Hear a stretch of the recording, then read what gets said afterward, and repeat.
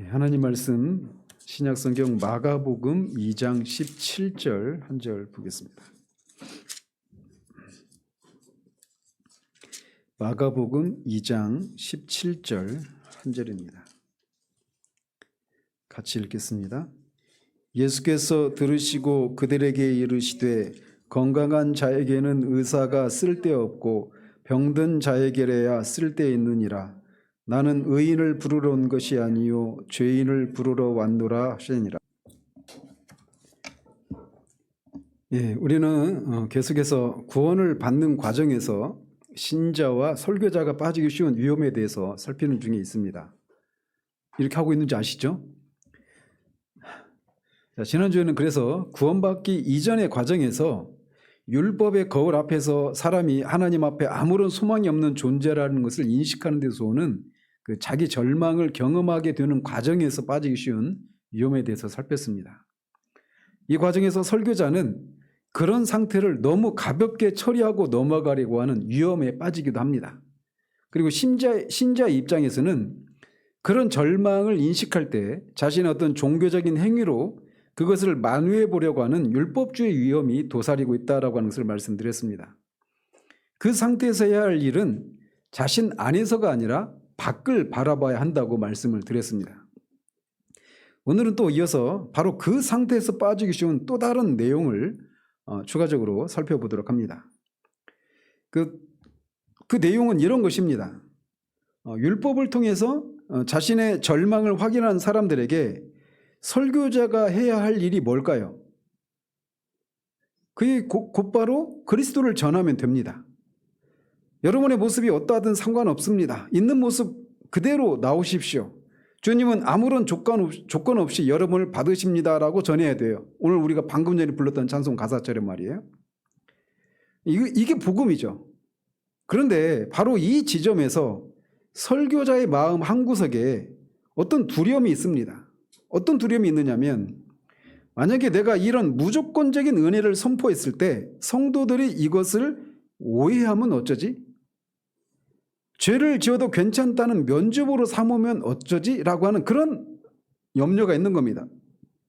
가뜩이나 세상과 구별되지 않는 삶을 사는 성도들이 이 말씀을 듣고 더 방종한 삶으로 나아가면 어쩌지? 라고 하는 이런 두려움이 있어요. 근데 이거는 저만의 고민이 아닙니다. 아마 이 자리에 계신 진지한 성도들도 비슷한 걱정을 하실 것입니다. 입술로는 우리 주변에 값싼 은혜에 취해 사는 사람들이 너무나 많기 때문에 그래요. 그래서 입술로는 믿습니다라고 고백하지만 삶에서는 어떤 윤리적인 기준도 없고 죄에 대한 애통함도 없이 뭐 어차피 용서받았는데 뭐 어때? 라고 하면서 뻔뻔하게 사는 모습들을 우리가 많이 보고 그런 모습들을 우리가 경멸하기도 하고 그렇게 될까 봐 두려워하는 마음이 있단 말이에요. 그래서 나도 저렇게 되면 어떻게 안 되는데 라고 하는 이런 생각들을 한단 말이죠. 그래서 우리는 복음을 전할 때 혹은 내가 복음을 받아들일 때 슬그머니 어떤 안전장치를 걸고 싶어 합니다. 그래서 그냥 오면 안 돼. 적어도 네가 지은 죄를 눈물 콧물 쏟으면서 회개하고 술 담배도 끊고 삶을 좀 정리한 다음에 와야 진짜 믿는 거지 라고 하는 그런 안전장치를 세우려고 합니다. 죄에 대한 경각심을 심어주기 위해서 우리는 복음의 문턱 앞에 회개라는 높은 계단을 쌓고 싶어 합니다. 그런데 바로 그 지점이 오늘 우리가 다루어야 할 가장 위험하고도 미묘한 함정입니다. 자, 그 동기 자체는 어때요? 굉장히 선하죠. 그렇죠? 그래서 율법 폐기주의로 빠지지 않기 위한 선한 의도로 설치한 이 안전장치가 자칫하면 십자가의 은혜를 가로막는 장애물이 될 수 있기 때문에 그렇습니다. 우리가 이토록 조건 없는 은혜를 받아들이기 힘들어하는 이유는 단순히 신학적인 문제만은 아닙니다. 이것은 우리가 태어나서 자라면서 체득한 인간관계의 방식, 특별히 부모님과의 관계에서 경험한 용서의 메커니즘이 하나님께 투사되었기 때문에 그렇습니다. 자, 집에서 흔히 우리가 볼 수 있는 그런 장면을 생각해 보십시오. 어린아이가 실수로 집에 있는 아주 귀한 화분을 깨뜨렸다고 생각해 보십시다. 아이는 놀라서 곧바로 엄마 잘못했어요 라고 말을 합니다. 그런데 그때 보통의 부모님들은 어떻게 반응을 합니까? 일반적으로 아이가 잘못했다라고 고백하자마자 그래 괜찮아 뭐 다치지 않았냐? 그래도 나는 너를 사랑한다. 이렇게 바로 그 아이를 끌어안고 안아주는 부모님들은 많이 없어요. 전혀 없는 건 아니지만 말이죠.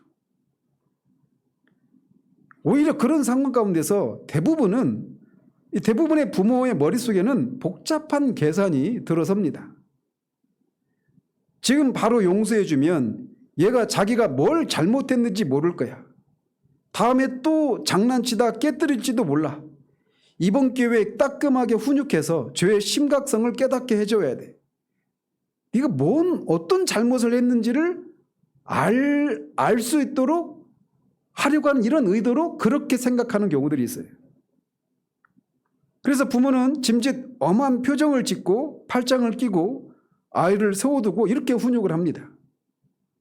네가 뭘 잘못했는지 알겠어? 그게 얼마나 위험한 행동인지 알겠어? 엄마가 얼마나 속상한지 알아? 라고 아이를 다그칩니다. 그러면 아이가 그 말을 듣고 서러움과 무서움에 울음을 떠뜨리고 다시는 안 그럴 거예요 라고 싹싹 빌 때까지 기다립니다. 그것이 없으면 아이가 죄의 심각성을 모르고 또다시 그런 죄를 저지를 거다라고 생각하면서 그때까지 기다리는 거예요. 아이의 눈물과 뉘우침이 충분하다고 판단될 때 비로소 부모의 표정이 풀리고 아이를 안아줍니다. 그리고 이런 것을 우리는 교육이다, 훈육이다라고 부릅니다. 자, 이런 것들이 자녀를 양육하는 데 필요합니까? 필요하지 않습니까? 필요합니다. 근데 문제는 우리가 이 방식을 하나님 아버지와의 관계에 그대로 적용한다라는 겁니다. 그래서 우리가 죄를 지었을 때 우리는 하나님이 우리를 바로 받아주실 것이라고 믿지 못합니다. 하나님이 팔짱을 끼고 엄한 표정으로 나를 내려다보고 계신다고 상상을 합니다. 그래서 마치 하나님이 우리에게 이렇게 말씀하시는 것처럼 생각해요. 내가 이 정도 기도한 것 가지고는 안 돼. 내가 더 가슴을 치고 더 많이 울고 금식이라도 해서 내 죄가 얼마나 심각한지 뼈저리게 느끼는 모습을 보여드려야 하나님이 마음을 푸실 거야. 이렇게 우리가 상상을 합니다. 그러니까 똑같이 이런 내용을 똑같이 생각한다는 것이 아니라 여기서 말하고 있는 제가 대표적으로 가지고 있는 이런 말씀을 드리는 거예요. 여러분은 이런 게 없습니까?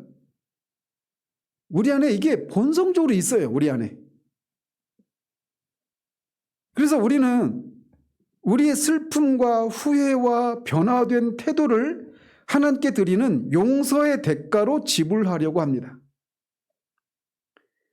그래야 내 마음이 편하기 때문이에요.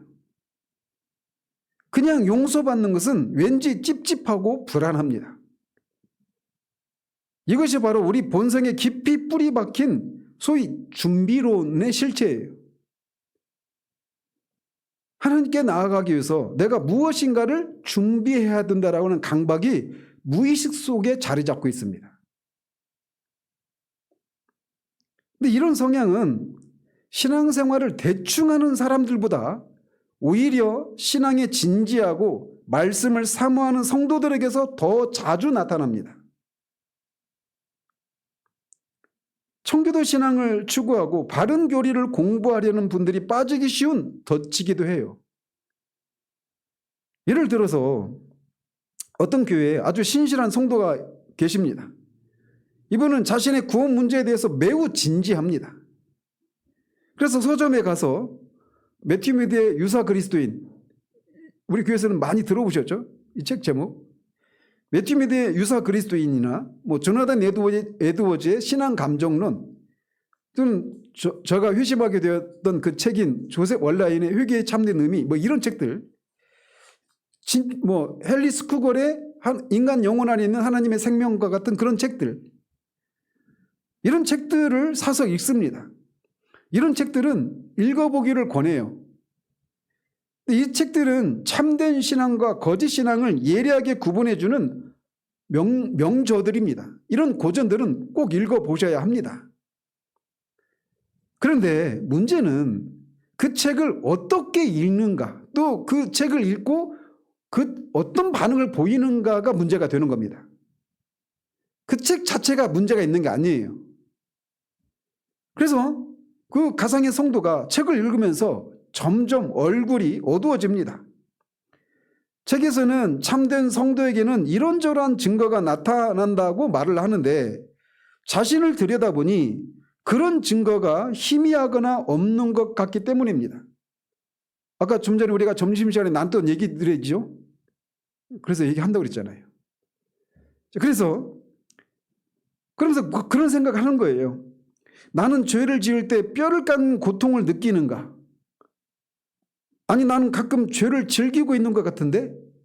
이런 생각들. 지금 막 생각나는 건데, 매튜 미드의 그 유사 그리스도 나리는 하나님의 심판에 대한 두려움 때문에 하나님을 믿는지, 아니면 하나님이 너무 좋으신 분이시기 때문에 하나님을 믿는지, 전자면 유사 그리스도인이고 후자면 참된 그리스도인이다. 이런 기준들이, 시금석들이 있습니다. 근데 나를 보면 나는 하나님이 너무 좋으신 분이셔서 하나님을 믿는 것 같지는 않고 지옥에 떨어질 것에 대한 두려움, 심판에 대한 두려움 때문에 하나님을 믿는 것 같은데 그럼 나는 유사 그리스도인이 아닌가? 이런 걱정을 하는 겁니다. 나는 하나님 한 분만으로 온전히 만족하는가? 참된 그리스도인은 그렇다고 하는데 나를 보면 나는 돈도 좋고 세상 성공도 부러워하는데 이런 내가 정말 진짜 신자일까? 이런 생각들을 하는 겁니다. 그래서 책을 읽으면 읽을수록 자신이 진짜 성도가 아니라 책에서 경고하는 유사 그리스도인, 즉 가짜일지도 모른다는 공포가 밀려옵니다. 아마 대부분 이런 고민들을 해요. 사실 이런 고민을 안 하는 사람이 이상한 사람일 수 있습니다. 그런데 이제 여기서 그 성도가 내리는 결론을 주목해 보십시오.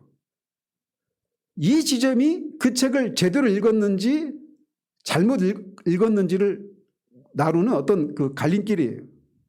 그 가상의 성도는 이렇게 결론을 내립니다. 이런 결론을 보면 나는 아직 자격이 없구나. 내 믿음은 가짜구나. 그러니 지금 예수님께 나갈 수 없어. 먼저 내 안에서 진짜 증거를 만들어내야 해. 더 철저히 회개하고 죄를 완전히 끊어내고 내 마음이 뜨거워진 것을 확인한 다음에 하나님께 나아가야지.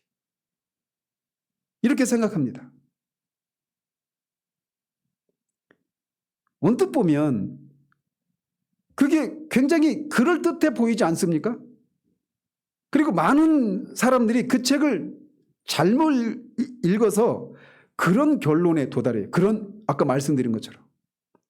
여기서 말하는 진짜 그리스도인의 어떤 삶의 표지들이 내 안에 없는 것을 확인하고 그 표지를 찾으러 간단 말이에요. 그래서 그 표지를 찾기 전까지는 하나님께 나아갈 수가 없다라고 생각하는 겁니다. 언뜻 보면 자신에 대해서 정직하고 겸손하고 진지한 태도로 보여줄 수 있습니다.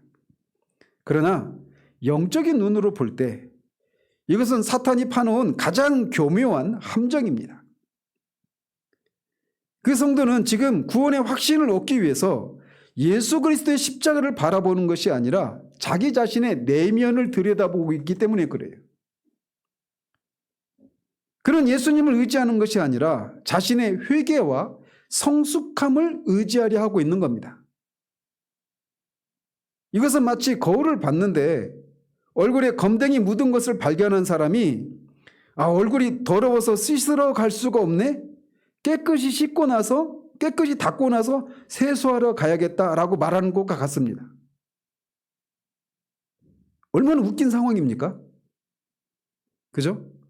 내 안에서 내가 진짜 구원받은 사람이 아닌 것 같은 그런 증거를 발견하고 그 사람이 해야 될 일은 뭐예요? 얼굴에 검댕이 묻었다는 것을 알게 된 사람이 해야 될 일이 뭡니까? 바로 가서 씻으러 가면 되는 거예요. 근데 씻으러 가기 전에 먼저 닦고 가겠다. 이렇게 하는 것과 똑같다라는 겁니다. 이 태도가. 깨끗이 여러분이 그래서 더러우니까 씻으러 가는 것 아니겠어요? 그죠? 그러니까 그런 책들을 보고 내가 유사 그리스도인인 것 같네 이런 생각이 들으면 어떻게 해야 돼요? 씻으러 가야죠. 씻는 길이 뭐예요? 예수 그리스도를 붙잡는 거예요. 예수 그리스도로 가는 겁니다. 그런데 우리는 깨끗해져야 씻어줄 분에게 갈 수 있다 이렇게 착각하는 거예요. 근데 그 자체가 진실하고 진지하기 때문에 내가 그 위험에 빠져 있다는 것을 모르는 겁니다. 그리고 많은 경우에 말씀을 전하고 가르치는 사람이 이 위험을 모르고 있어요. 그래서 그 사람을 오히려 독려합니다. 그로 하여금 그런 것들이 나타날 때까지 진지하게 자꾸 구하라고 그것들을. 해야 될 일은 뭐냐면 그리스도께로 가라고, 그리스도를 바라보라고, 그리스도를 붙잡으라고 얘기해야 된단 말이에요. 근데 이 문제는 오늘 우리만의 고민이 아니었습니다. 지금으로부터 300년 전에 약 300년 전인 1717년 스코틀랜드 장로교회 안에서 이와 똑같은 문제로 거대한 신학적 논쟁이 벌어졌어요. 그 논쟁을 뭐라고 합니까? 메로우 논쟁이라고 하죠. 온전한 그리스도 그 책에서 다뤘던 거죠. 당시 스코틀랜드 교회는 아주 보수적이고 정통적인 장로교단이었습니다. 그래서 웨스트민스터 신앙고백서를 철저히 따르는 곳이었어요. 그런데 어느 날 한 노예 이름 기억나세요? 예, 오치도르 아더 원 발음은 아직도 못하겠어요. 아무튼 그 오치도르 아더라고 하는 노예에서 목사 안수를 받으려는 신학생에게 시험관들이 이런 질문을 던졌습니다. 자네는 사람이 그리스도에게 나오기 위해서는, 다시 말해 구원받는 믿음을 가지기 위해서는 반드시 먼저 죄를 버려야 한다고 가르치는 것이 옳다고 생각하는가? 라고 물었어요. 여러분들이라면 어떻게 대답하시겠습니까? 여러분들 이미 한번 그 시험을 봤으니까. 자, 예수 앞에 나오기 위해서는 먼저 죄를 버려야 한다라고 가르치는 것이 옳으냐 아니냐 이 질문을 한 거예요. 그거에 대해서 당연하죠. 죄를 회개하고 버려야 예수님을 믿는 거죠라고 대답하고 싶어 한단 말이에요. 우리 본성은. 그리고 그 신학생도 그렇게 대답했어요. 그렇게 가르쳐야 된다. 죄를 버리고 예수를 믿어야 된다. 그러자 노예는 그를 탈락시켰습니다. 그리고 다음과 같은 유명한 선언문을 발표하는데 그게 오치더라드 신조예요. 사람이 그리스도에게 나오기 위해 먼저 죄를 버려야 한다고 가르치는 것은 건전하지도 않고 정통교리도 아니다. 이미 여러분은 답을 알고 있으니까 싱겁죠. 다시 말씀드릴게요. 사람이 그리스도에게 나오기 위해 먼저 죄를 버려야 한다고 가르치는 것은 건전하지도 않고 정통교리도 아니다라는 거예요. 그럼 어떻게 해야 된다는 겁니까? 그리스도에게 곧장 나오라고 가르쳐야 된다는 거예요. 그런데 이제 이 선언이 발표되자 스코틀랜드 교회 전체가 발칵 뒤집혔습니다. 교단 총회 주류 지도자들은 경악을 했습니다. 아니, 죄를 버리지도 않고 예수님께 온단 말인가? 그렇다면 죄를 짊어진 채로, 죄를 사랑하는 채로 구원받을 수 있다는 말인가? 이건 율법 폐기주의다. 이것은 방종을 조장하는 이단적 가르침이다 라고 교단에서 그 선언을 정죄합니다. 그래서 총회는 이 신조를 작성한 사람들을 정죄했어요. 그때 이 소수파의 입장을 변화하며 일어선 사람들이 있었는데 그 대표적인 사람이 토마스 보스턴, 그리고 에베네셀 어스킨과 같은 사람들이었습니다. 그 사람들을 가리켜서 메로 형제들이라고 불렀어요. 그들은 당시 교회 주류가 빠져있던 신율법주의를 질타하면서 이렇게 외쳤습니다. 그러니까 복음이 새로운 율법이다, 율법으로 가르치고 있다라고 해서 그걸 신율법주의 이렇게 말을 하는 거예요. 그들이 뭐라고 말했냐면, 여러분은 지금 복음을 율법으로 바꾸고 있습니다. 여러분은 죄인들에게 회개라는 공로를 가져오면 구원이라는 상을 주겠다고 가르치고 있습니다. 그것은 은혜가 아닙니다. 더러운 옷을 입은 채로 세탁소에 가야지 집에서 옷을 다 빨아서 깨끗하게 만든 뒤에 세탁소에 가는 사람이 어디 있습니까? 죄를 버려야 예수께 가는 것이 아니라 예수께 가야 죄를 버릴 수 있는 것입니다. 이렇게 교단의 주류들을 이렇게 비판을 했어요. 이들의 비판이 맞습니까? 틀립니까? 왜 이 논쟁이 중요한지 아시겠습니까?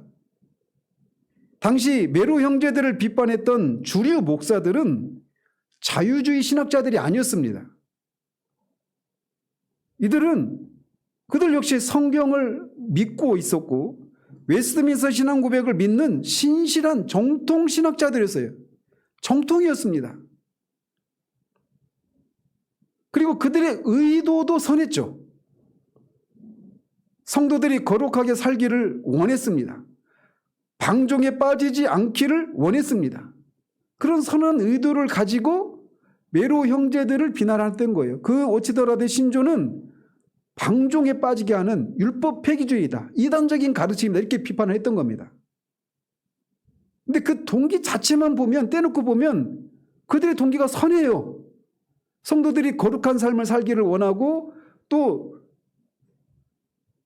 율법 폐기주의적인 방종하는 삶을 살기를 원치 않았기 때문에 이 오치더라드 신조는 잘못된 가르침이다라고 비판했던 거예요. 그런데 그 선한 의도와 거룩에 대한 열망이 복음의 순서를 뒤바꿔 놓는 치명적인 실수를 범하게 만든 겁니다. 오전에도 말씀드렸죠. 더 이상 죄를 짓지 말라라고 하는 내용보다 중요한 게 순서라고. 그리고 그 실수가 십자가의 능력을 무력화시키고 있었습니다. 오늘날 우리 한국 강단에서도 비슷한 실수들을 목격합니다. 술, 담배 끊고 교회에 오세요. 그따위로 살 거면 예수 믿는다고 하지 마세요. 자, 이런 말들은 일면 시원하게 들리죠. 그러니까 예수를 믿는다고 말하는데 예수 믿는 자의 그런 삶의 열매들이 없이 살아가는 명목상의 그리스도인들을 향한 이런 질타들은 굉장히 깨어있는 설교처럼 들려요. 그리고 시원하기도 하지 않습니까? 죄에 대해서 매우 단호한 것처럼 들립니다. 그러나 이것은 스스로 병을 고치고 의사에게 오라는 말과 다르지 않아요. 그래서 우리는 지금 사악한 적들이 아니라 거룩한 적들과 싸우고 있는 겁니다. 율법 폐기주의라는 적을 막기 위해서 율법주의라는 또 다른 적을 끌어들이고 있는 셈이에요. 이 혼란 속에서 우리는 어떻게 중심을 잡아야 할까요? 정말 죄를 가진 채로 예수님께 나아가도 되는 것일까요? 그렇다면 회개는 도대체 언제, 어떻게 해야 하는 것일까요?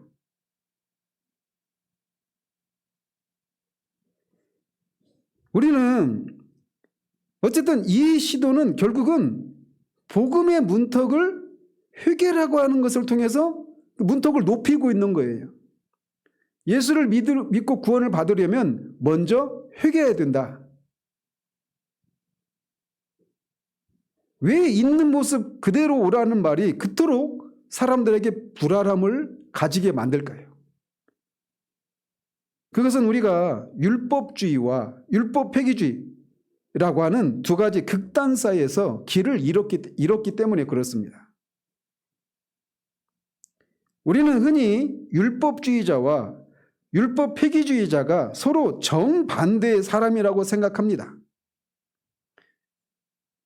그래서 율법주의자는 너무 엄격해서 문제고 방종하는 사람은 너무 자유분방해서 문제라고 봅니다. 그래서 율법주의에 대인 사람은 율법 폐기주의 쪽으로 가요. 또 율법 폐기주의에 대인 사람은 율법주의로 돌아갑니다. 그래서 우리는 이 둘 사이에 중간쯤에 서 있으면 안전할 것이라고 착각합니다. 그래서 너무 율법적이지도 말고 너무 막 살지도 말고 적당히 균형을 잡자. 이게 바른 것이다. 이런 생각을 은연중에 하는 거예요. 주사님 웃으시니까 너무 와닿죠. 그런데 우리가 온전한 그리스도라는 책을 살피면서 봤듯이 그 책의 저자인 싱클레어 퍼거슨이 그 책에서 우리의 통념을 뒤집는 충격적인 통찰을 제시하고 있죠. 율법주의와 율법 폐기주의는 서로 적인 것처럼 보이지만 사실은 같은 자궁에서 나온 이란성 쌍둥이다라고 말을 했어요. 이게 무슨 말일까요? 겉모습은 분명히 율법주의와 율법 폐기주의가 다르죠. 너무 숨막힐 정도로 엄격하고 이쪽은 너무 막 살고. 그런데 겉모습은 다르지만 뿌리는 똑같다라는 거예요. 그 뿌리가 뭐라고 했습니까? 뭘 오해한 데에서? 하나님의 성품을 오해한 데서 율법주의와 율법 폐기주의가 나온다라는 겁니다. 그래서 겉모양은 달라요. 그런데 뿌리는 같다라는 겁니다. 에덴 동산에서 뱀이 하와에게 심어준 그 거짓말 기억하시죠? 사탄이 하나님을 어떤 분으로 묘사했습니까? 하나님이 너희대로 동산 모든 나무의 실과를 먹지 말라고 하더냐? 이렇게 묻죠. 그 질문을 통해서 하와로 하여금 의심하게 하는 거예요.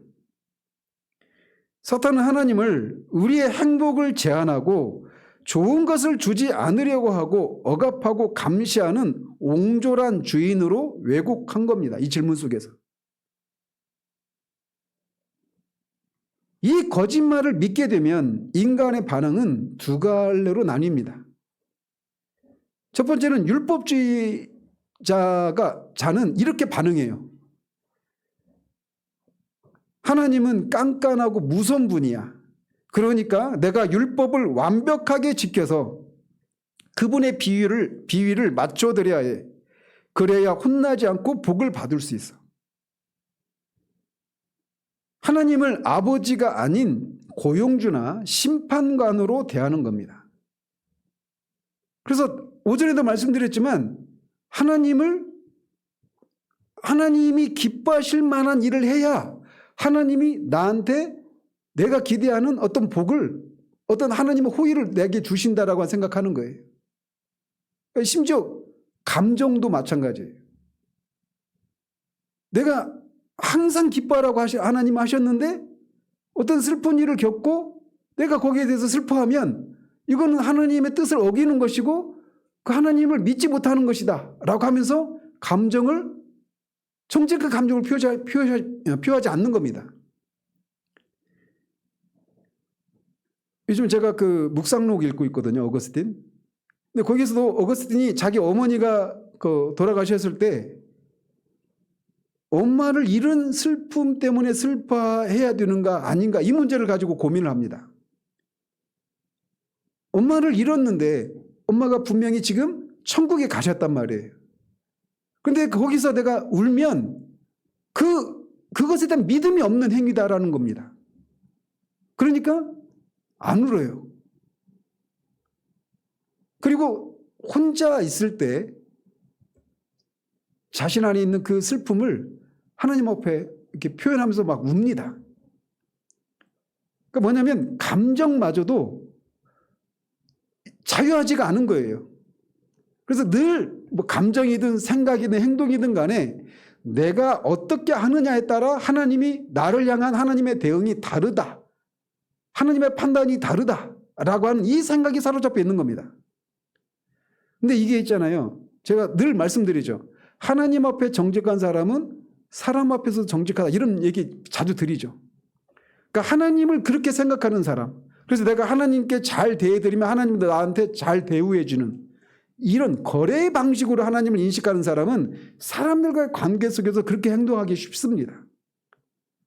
그래서 사람들을 향해서 내가 이렇게 선하게 대응을 해줘야 그 사람도 나를 그렇게 대한다라고 하는 생각을 갖게 되는 거예요. 그러니까 내가 어떻게 하느냐가 상대방이 나를 대하는 태도를 결정짓는다라는 생각을 가지게 되는 거예요. 어쨌든 하나님의 성품에 대한 오해를, 율법주의자가 그 하나님의 성품을 오해하면, 하나님은 깐깐한 분이시기 때문에 우리가 원하는 것을 그냥 후하게 주지 않고 그분한테서 뭐라도 얻어내려면 내가 그분이 원하는 대로 삶을 살아야 된다라는 생각을 갖는 거예요. 그래서 하나님을 아버지가 아니라 고용주나 심판관으로 생각하는 겁니다. 신앙생활이라고 하는 것은 나에게 주어져 있는 어떤 의무를 일꾼으로서 해야 되는 거예요. 기도하는 것도 그렇고, 성경을 읽는 것도 그렇고, 예배에 참석하는 것도 그렇고, 하나님의 뜻을 사는 삶도 그렇고, 모든 것이 다 그렇게 거래 방식으로 생활하는 겁니다. 그러니까 그런 것을 안 하면, 나한테 주어진 의무가 그건데 그걸 안 하면 찜찜하고 불안하고 뭔가 내가 잘못했다라고 하는 생각들을 가지고, 그러다가 우연찮게 어떤 불행한 일이 일어나면 내가 그런 의무를 안 해서 하나님 나한테 이렇게 했다라고 하는 생각을 하게 되는 거예요. 그리고 그 관계 회복도 여전히 내가 어떻게 해야 그 관계를 회복한다라고 하는 이런 생각으로 돌아가는 겁니다. 율법주의는 누가 가르쳐주지 않아도 자동적으로 이렇게 돌아가요, 생각이. 그런데 겉으로 보면 달라 보이는 율법 폐기주의자는 하나님의 성품을 오해할 때 이렇게 반응을 합니다. 하나님은 나를 억압하는 분이다.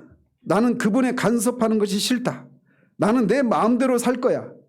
구원만 챙기고 내 삶의 주인은 내가 될 거야. 이런 반응을 보입니다.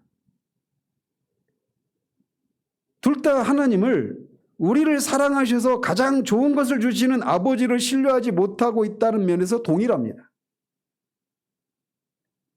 우리가 자꾸 복음 앞에 회개라는 조건을 달려고 하는 이유도 바로 여기에서 기인하는 거예요. 우리 마음 깊은 곳에 율법주의라는 뿌리가 박혀 있기 때문에 그렇습니다. 공짜는 없어. 하나님은 깐깐하신 분이야. 그러니까 내가 먼저 싹싹 빌고 깨끗한 척이라도 해야 받아주실 거야 라고 생각하는 겁니다. 이게 겸손이 아니라 하나님을 오해하는 불신앙이에요. 그렇다면 참된 해결책은 무엇일까요? 회개가 필요 없을까요? 아닙니다. 죄를 미워하고 버리는 회개는 신앙생활의 필수 요소입니다. 아까 아이의 문제로 돌아가서도 아이가 자신이 잘못됐다라는 것을 깨닫고 엄마에게 용서를 구하는 것도 필요한 일이에요. 그런데 순서가 중요하다는 겁니다. 순서가 생명이에요.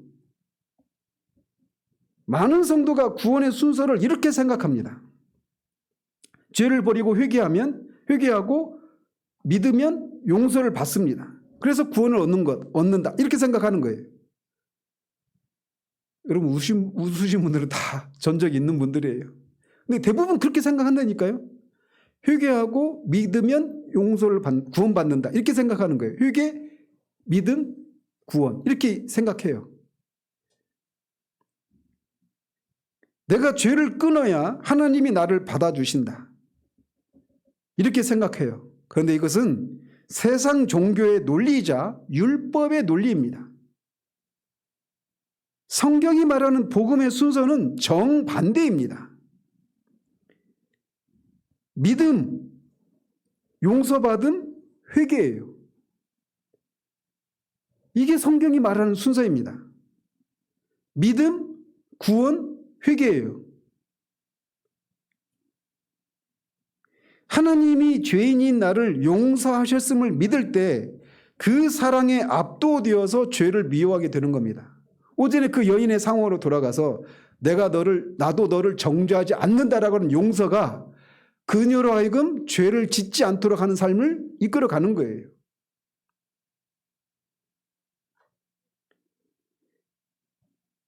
존 콜쿤이 스코틀랜드의 목회자인데, 존 콜쿤은 이거를 이 율법적 회개와 복음적 회개로 명쾌하게 구분했습니다. 우리나라 지금도 책이 나오는지 모르겠는데 지평선에서 참된 구원이라는 제목으로 나왔어요. 존 콜쿤. 여러분이 죄를 안 짓는 이유가 무엇일까요? 무엇인지 한번 돌아보십시오. 지옥에 갈까 봐 무서워서인지, 하나님께 혼날까 봐 두려워서인지, 죄를 짓고 나서 찝찝해서 견딜 수 없어서인지, 만약 이런 이유로 죄를 짓는 것을 꺼려하거나 두려워한다면 그거는 율법적 회개입니다. 이것은 죄 자체를 미워하는 것이 아니라 죄의 결과인 형벌을 미워하는 거예요. 이거는 가룟 유다도 했던 후회입니다. 이런 거를 율법적 회개라고 말을 하는 거예요. 벌 받을 것에 대한 두려움 때문에 죄를 미워하는 거, 죄를 회개하는 겁니다. 반면에 복음적 회개는 무엇입니까? 이거는 십자가를 바라보는 겁니다. 나 같은 죄인을 위해서 생명까지 내어주신 예수님의 사랑을 깨닫는 겁니다. 그리고 그 사랑이 믿어질 때 우리 안에서 이런 고백이 터져 나옵니다. 주님이 나를 이렇게 사랑하시는데 내가 어떻게 또 주님의 가슴에 못을 박을 수 있단 말인가? 나는 이제 죄가 싫다. 죄는 나를 사랑하시는 주님을 아프게 하는 것이다. 존 콜쿤은 이렇게 말을 했습니다. 그리스도의 용서를 맛보기 전에는 진정으로 죄를 미워할 수 없다. 우리는 씻고 나서 샘물로 가는 것이 아니라 씻기 위해 샘물로 간다. 이 순서의 중요성 아시겠습니까? 여러분이 죄를 끊지 못해서 괴로워하신다면, 그리고 죄와 싸우다가 지치셨다면 여러분의 의지로 죄를 끊어내고 하나님께 가려고 하지 마십시오. 100점 100패입니다. 우리는 죄를 끊어낼 수 없어요. 대신 죄짐을 그대로 짊어지고 십자가 앞으로 가십시오. 주님, 저는 죄를 끊을 힘이 없습니다. 저는 죄를 즐거워하는 본성이 있습니다. 이런 저를 불쌍히 여겨주십시오. 그렇게 십자가 앞에 엎드릴 때 주님의 보혈이 여러분의 양심을 덮습니다. 그리고 신기하게도 그토록 달콤했던 죄가 역겨워지기 시작합니다. 그토록 끊지 못했던 습관이 끊어질 힘이 생깁니다. 이것이 복음의 능력이에요. 자, 여기까지 말씀을 들으셨다면 아마 여러분 중에는 성경을 이렇게 읽으신 분들 머릿속에는 한 가지 질문이 떠오를 수 있어요. 왜냐하면 빈손으로 오라고 하니까 참 은혜롭습니다. 그렇지만 성경을 보면 순서가 다르게 기록되어 있는 것처럼 보이는데요. 이를테면 예수님께서 공생애를 시작하시면서 첫 일성이 무엇이었습니까? 때가 찼고 하나님 나라가 가까이 왔으니 회개하고 복음을 믿으라, 이렇게 말을 해요. 여기는 믿음보다 회개가 먼저 있는데 이건 어떻게 해석을 해야 됩니까? 또 사도행전에서 오순절에 베드로가 설교하면서 너희가 회개하여 죄사함을 받으라고 했단 말이에요. 성경은 분명히 회개가 먼저고 믿음이 그 다음이라고 말하고 있단 말이에요. 그러니 죄를 먼저 끊고 뉘우치는 것이 구원의 조건이 맞는 것 아닙니까? 이렇게 반박할 수 있습니다. 매우 타당하고 예리한 질문입니다. 실제로 많은 분이 이런 구절 때문에 헷갈려 하셔요. 그래서 역시 내가 뭔가 삶을 고쳐놓고 믿어야 하는구나 라고 생각하면서 다시 율법의 무거운 짐을 지려고 합니다. 그래서 이 문제를 풀지 않으면 우리는 다시 원점으로 돌아가게 돼요. 그래서 먼저 우리가 성경이 말하는 회개라고 하는 단어의 진짜 의미를 정확히 알아야 합니다. 우리가 흔히 회개라고 하면 뭘 먼저 떠올립니까? 뭐 눈물을 흘리고 가슴을 치고 담배를 끊고 나쁜 습관을 고치는 삶의 변화나 감정적인 슬픔을 떠올립니다. 그죠? 회개라고 말하면. 만약 예수님이 말씀하신 회개가 그런 것이라면 우리는 구원받기 위해서 먼저 완벽하게 착해져야 합니다. 하지만 마가복음 1장 15절에서 예수님이 말씀하신 회개는, 회개하고 복음을 믿으라고 할 때 그 회개라고 하는 단어가 헬라어로 메타노이아라고 하는 단어입니다. 메타노이아라고 하는 이 단어는 다시 생각하다, 그리고 마음이나 목적을 바꾸다라는 뜻입니다. 그래서 다른 말로 말하면 방향 전환을 의미하는 거예요. 메타노이아는 방향을 전환하는 겁니다. 어떤 방향으로 가던 거를 방향 전환해서 다른 길로 돌이키는 거예요. 이게 메타노이아예요.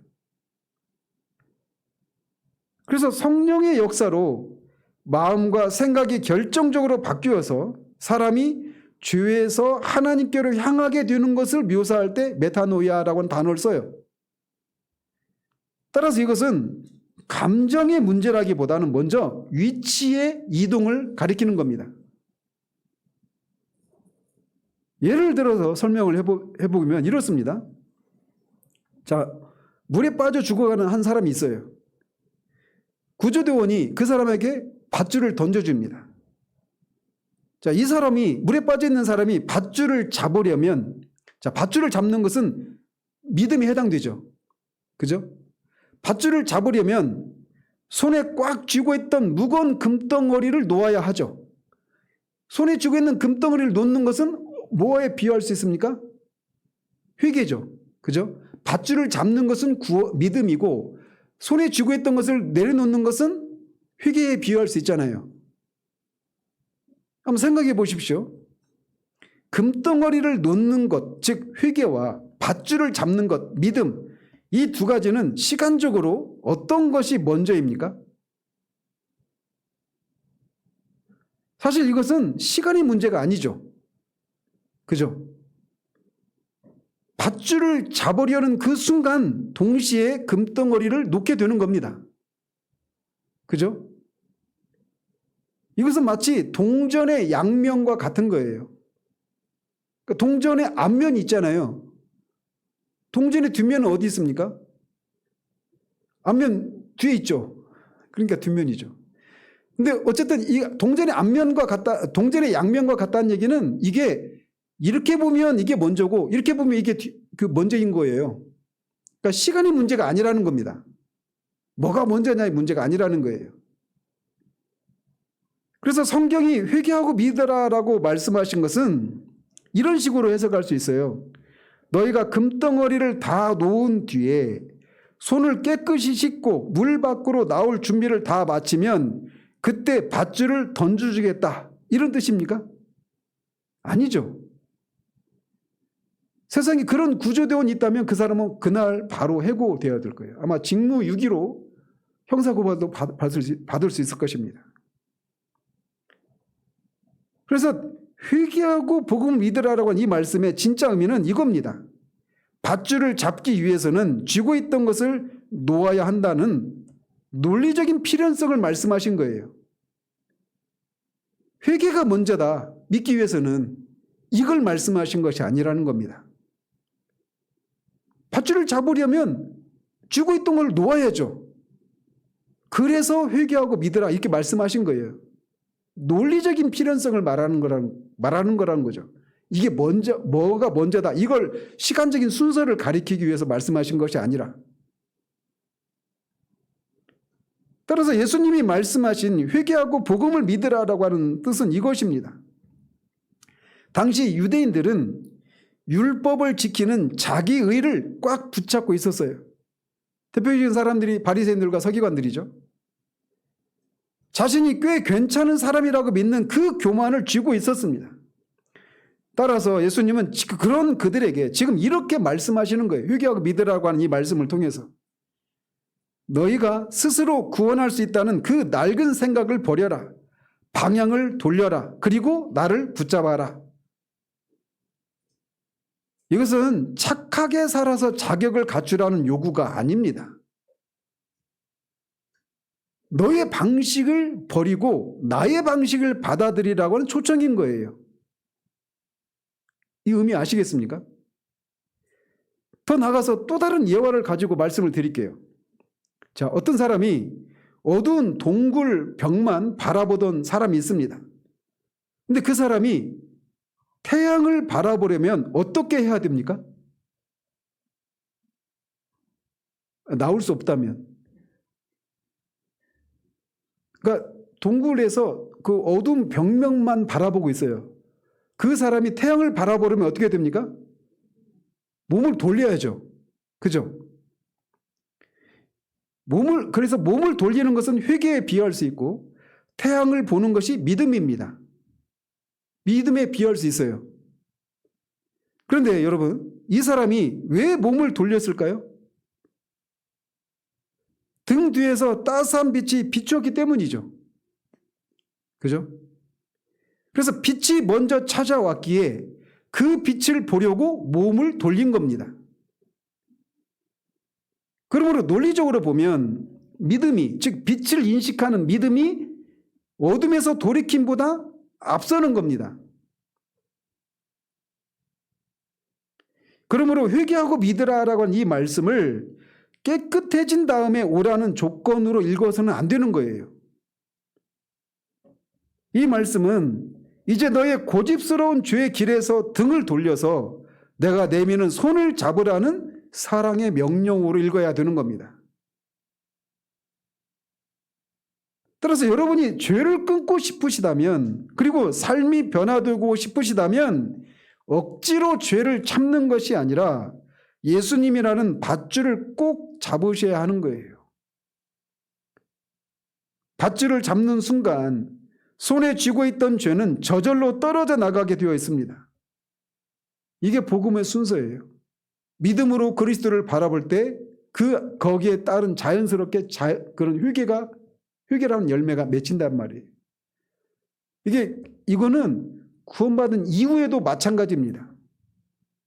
구원받은 이후에도. 고린도후서 3장 18절에 존 오웬의 신학의 핵심적인 구절이라고 그랬죠. 우리가 그리스도를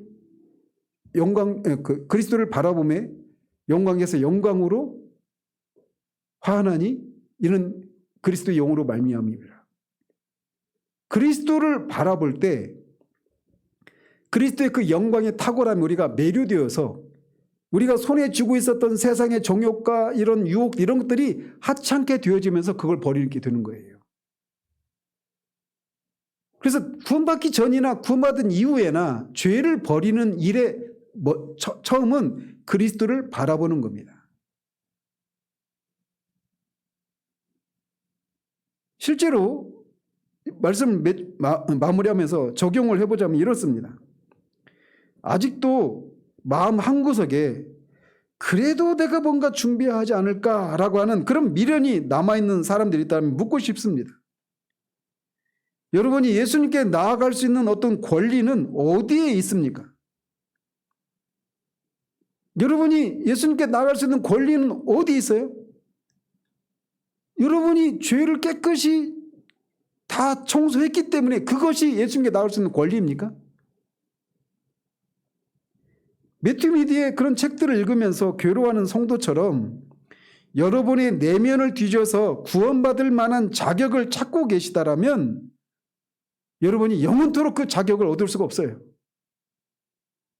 어제는 기도를 1시간 했으니 갈 자격이 있고 오늘은 부부싸움을 했으니 자격이 없다. 작년에는 봉사를 많이 해서 당당했는데 올해는 게을러서 면목이 없다. 이런 식으로 여러분들의 내면을 그만 들여다보십시오. 그곳에는 답이 없습니다. 여러분의 감정, 여러분의 성화 정도, 여러분의 눈물, 이 모든 것은 하루에도 12번씩 변하는 갈대와 같습니다. 변하는 것에 구원의 근거를 두면 여러분의 신앙은 평생 롤러코스터를 탈 수밖에 없습니다. 우리가 예수님께 나아갈 수 있는 유일한 근거는 우리 안에 있는 변화가 아니라 성경에 기록된 하나님의 외부적인 초청입니다. 이사야 55장 1절에서 이렇게 말을 합니다. 오라 너희 모든 목마른 자들아 물로 나오라. 돈 없는 자도 오라. 너희는 와서 사 먹되 돈 없이 값 없이 와서 포도주와 젖을 사라. 목마름을 느끼고 있다라면 가서 마시면 돼요. 이 말씀이 여러분의 초대장입니다. 누구에게로 나오라고? 예수 그리스도에게 나오라고 하는 초대장이에요. 예수님은 회개한 자들아 오라고 하지 않으셨습니다. 깨끗한 자들아 오라고도 하지 않으셨습니다. 목마른 자들아 오라고 하십니다. 우리가 매주 예배 때마다 예배 초청으로 제가 인용해드린 구절처럼 수고하고 무거운 짐진 자들아 내게로 오라고 말합니다. 여기서 자격은 딱 하나예요. 목마른 것, 짐진 것. 그래서 여러분이 죄인이라면 여러분은 자격이 충분합니다. 얼마나 이게 역설적이고 정말 놀라운 초청입니까? 여러분이 죄인이라면 여러분은 예수님께 나갈 자격이 충분한 사람들이에요. 참 웃기기도 하고 슬프기도 하고 참 그렇죠. 미묘한 감정이죠. 우리가 예수님께 나갈 수 있는 유일한 자격은 우리가 죄인이라는 겁니다. 예수님께 나아갈 자격이 없는 사람이 누가 있습니까? 그러면 아무도 없어요. 왜? 모든 사람이 죄인이니까.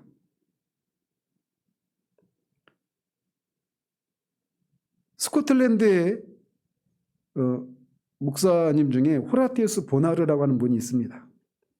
호라티우스 보나르, 앤드류 보나르 이 형제분들인데 이분들의 책은 다 사십시오. 안전합니다. 근데 호라티우스 보나르가 우리말로는 복음의 진수로 나아가라 라고 하는 책으로 이렇게 제목으로 번역됐는데 평화의 하나님의 방법입니다. 원 제목은. 아무튼 복음의 진수로 나아가라 해서 우리의 뼈를 때리는 무서운 경고를 이렇게 남겼습니다. 당신은 하나님과 화목하기 위해 당신의 선행이나 기도나 심지어 당신의 회개를 가지고 나아가려 하는가? 그것들은 십자가의 원수들이다. 하나님은 당신의 괜찮아진 상태를 받으시는 것이 아니라 예수 그리스도의 피를 보시고 당신을 받으신다. 이렇게 말을 했어요. 우리가 우리의 회개나 눈물을 들고 가서 하나님 이만하면 됐죠 라고 하는 순간 우리는 예수님의 십자가 공로에 물을 타는 것입니다. 예수님의 피만으로는 부족하니 내 눈물을 좀 섞겠습니다 라고 말하는 교만이에요. 이것은 하나님을 기쁘시게 하는 것이 아니라 오히려 십자가를 모욕하는 것입니다. 그러니 이 말씀을 듣고 있는 여러분들 중에 여전히 구원의 문제를 가지고 근심하고 있다라면 두려워하지 말고 그리스도께로 나오십시오. 하나님은 여러분이 상상하는 것처럼 팔짱 끼고 어디 반성 하나 좀 보자 라고 노려보는 깐깐한 심판관이 아니십니다.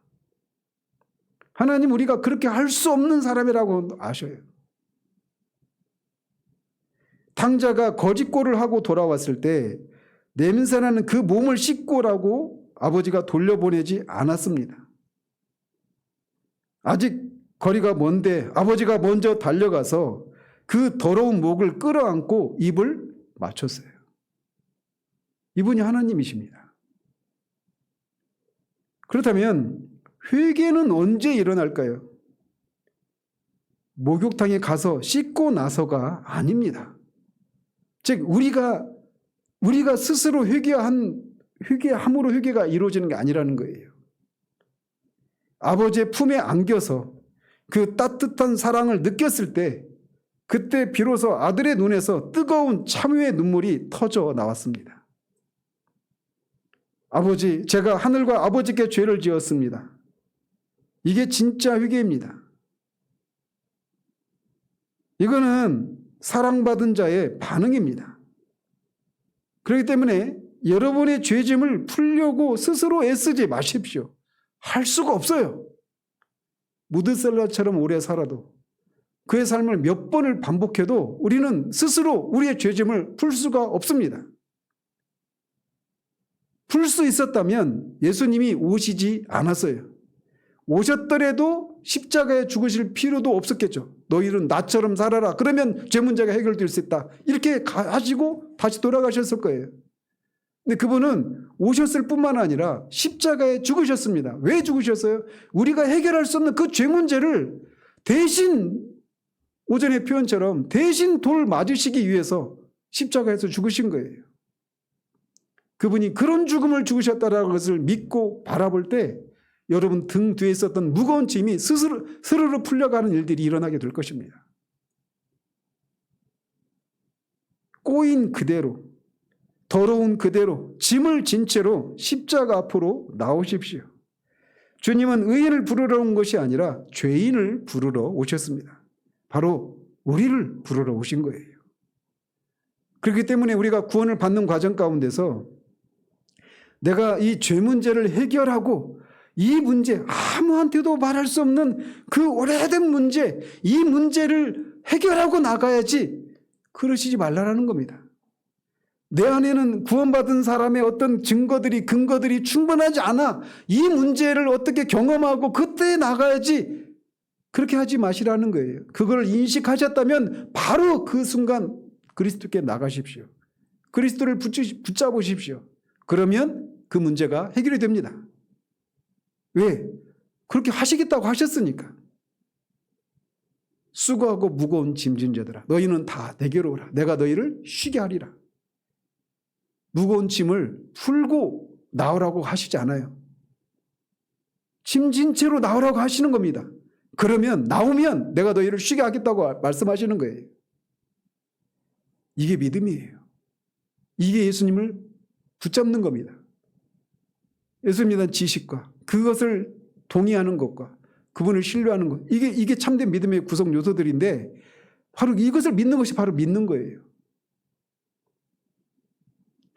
그래서 우리가 많은 경우에 율법 폐기주의로 빠질 것에 대한 두려움 때문에 이미 자신이 정말 구원받아야 되고 하나님 앞에 이 구원의 문제를 내가 스스로 해결할 수 없다라는 것을 깨닫고 있고 내가 이 하나님 앞에 이런저런 죄를 지었다라는 것을 알고 있는데 그런 사람에게 곧장 예수 그리스도를 믿으십시오. 예수 그리스도를 바라보십시오. 십자가를 바라보십시오라고 말하면 그 사람의 죄 문제를 너무 쉽게 해결하고 그냥 가볍게 처리하고 율법 폐기주의로 빠지지 않을까라고 생각하면서 더 깊이 죄를 깨닫는 시간을 줘야 되는 것처럼 그 죄 문제를 어느 정도로 해결하고 와야지라고 하는 그런 생각을 가지면서 그에게 복음을 전하지 않는 것은 십자가의 원수로 나타나는 거예요. 그럼 우리가 이 지점에서 이 빠지기 쉬운 이 위험, 이거를 우리가 경계할 필요가 있는 겁니다. 우리가 할 일은 예수 그리스도께로 피하면 됩니다. 그 안에 생명이 있어요. 기도하겠습니다. 하나님 아버지, 우리가 구원을 받아야 된다라고 하는 것을 인식한 후에도 우리는 구원을 받아야 된다는